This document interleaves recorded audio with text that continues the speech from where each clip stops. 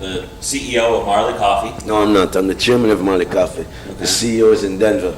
Okay. Mike Toves is the CEO. And it's something that means a lot to you and your family, as you have, your dad wanted to be a farmer when he was, it was a part of, a goal of his life, and now you get to carry on that tradition. That must mean something. You were on the land.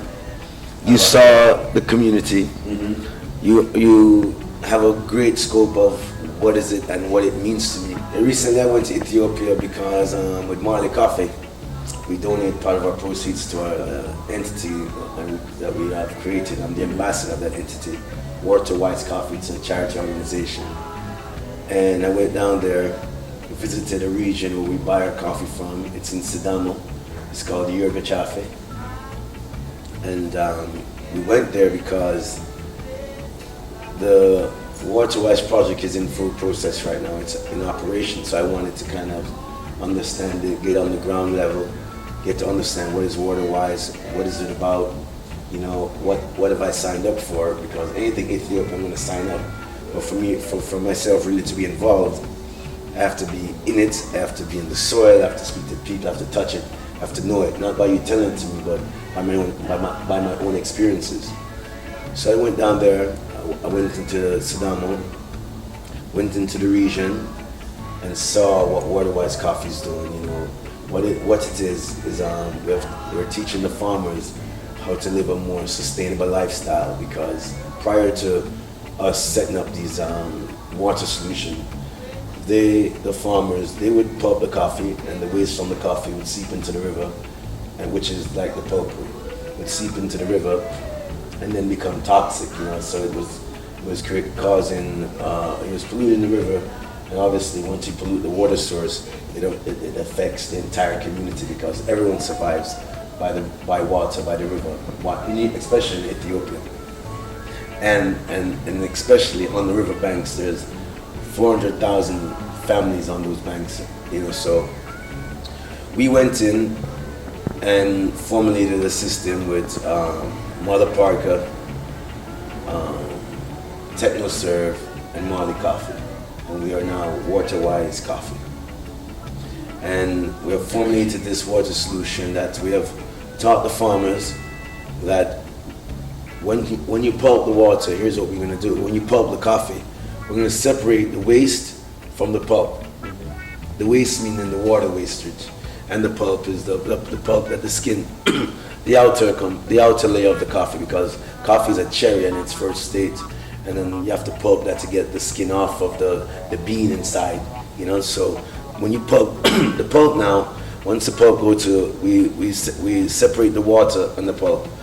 The water goes to a system where we have created a bed, and we have planted vetiver grass. And vetiver grass now, it grows about a couple of feet down into the ground, so it can really, it brings a solution to really filtrating the water. So now, instead of polluted water going into the river, the vetiver grass has filtrated that water and give the river clean water. So, and also what the pulp that was really causing the toxic, the pollution, the waste, we have turned that into compost and given the farmers compost for free.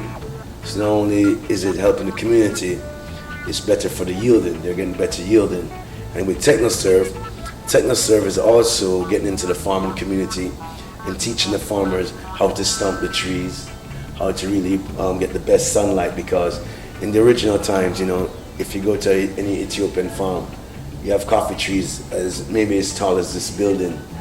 So that's good, but the only difference is you can't reap, because accessibility, you can't access, they can't pick, because coffee is not something you shake.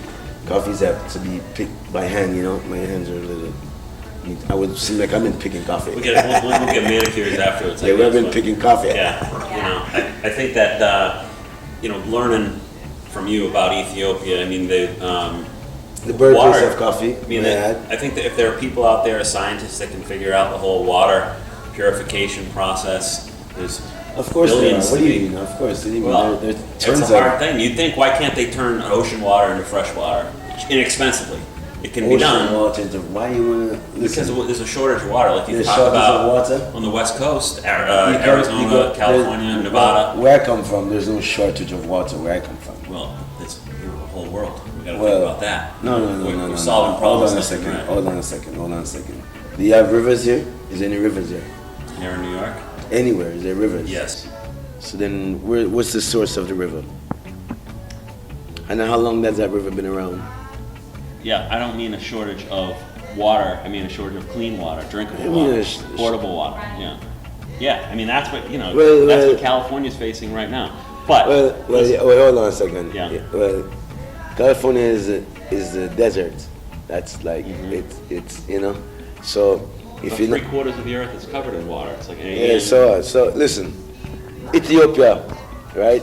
Listen, in California, let's talk about Ethiopia. In California, I see Ferraris and Rolls Royce.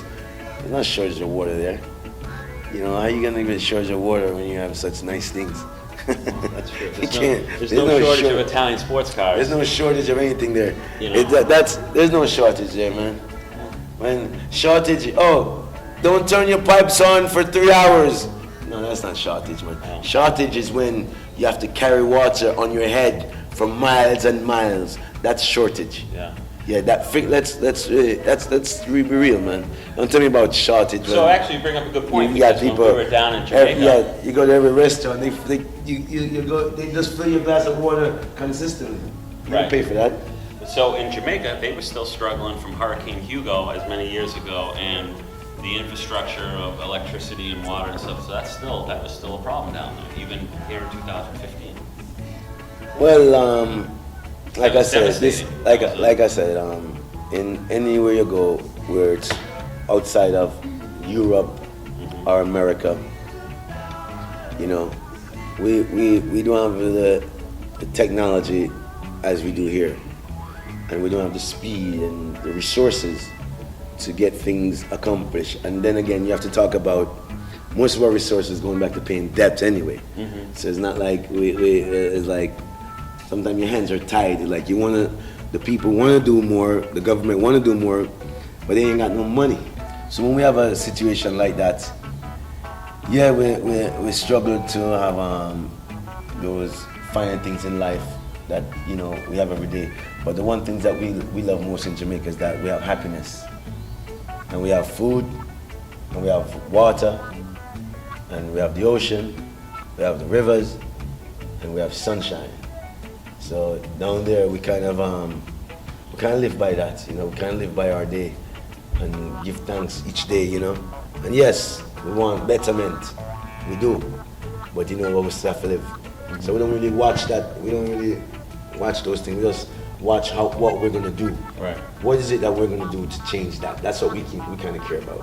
All right. So it's we're here with Rohan Marley. It's Chuck and Go on the Row. I like that. Chuck and Go. Chuck and Row on the Go. That's what it should be. More like Row and Chuck. Chuck. No, I'm joking.